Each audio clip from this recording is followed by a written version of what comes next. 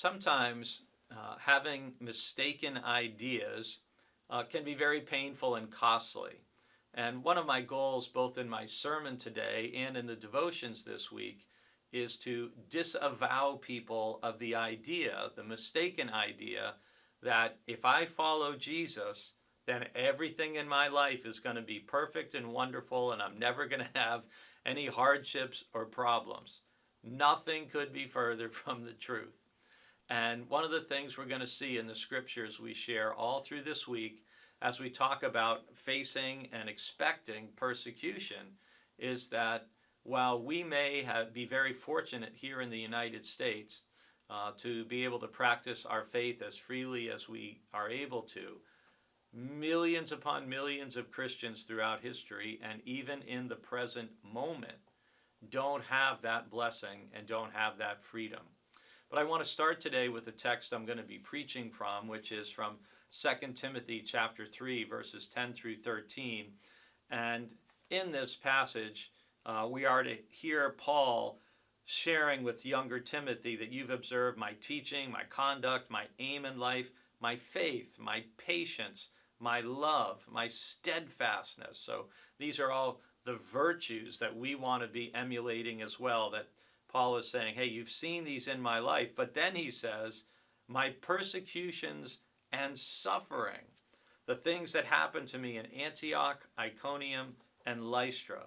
And we can look back in the book of Acts and see how in all three of those cities, Paul faced tremendous persecution.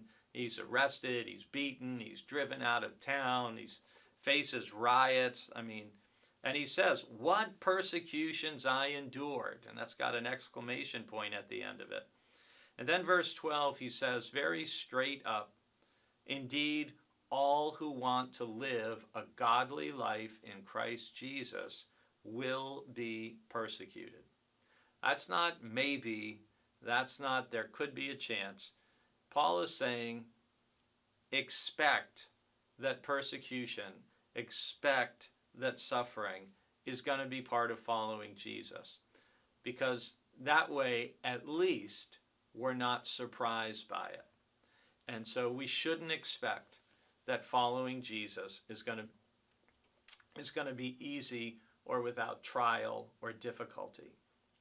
And again, you think of everything that Paul went through once he went from being a persecutor of followers of the way to being a proclaimer, a missionary, an evangelist, a church planter. He went through so much, from being on the receiving end of a stoning, to being beaten with rods, to spending time in jail, to having people wanting to kill him.